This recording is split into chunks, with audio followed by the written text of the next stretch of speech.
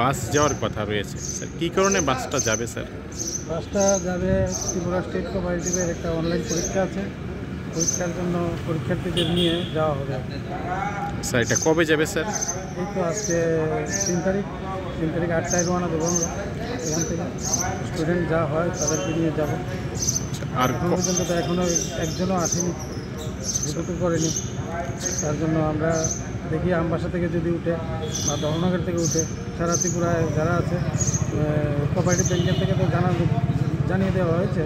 তারপরেও আমরা বাস নিয়ে যাচ্ছি, যারা রাস্তায় থাকবে ও ওয়েট করবে, তারা তাদেরকে নিয়ে যাব। স্যার এখনো পর্যন্ত কি আপনাদের সঙ্গে কেউ যোগাযোগ করেছে যে বাসে যাওয়ার জন্য?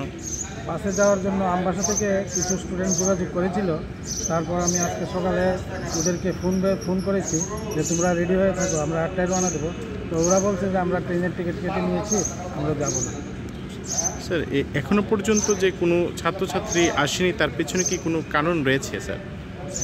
কারণ রয়েছে, ট্রেন লাইনও বন্ধ, হয়তো একটা গাড়ি পুরো অ্যাক্সিডেন্ট হয়েছে, ওদের কি মনোবল ভেঙে গেছে না কি এসব বলতে পারি না, কিন্তু স্টুডেন্ট তো যাওয়ার কথা।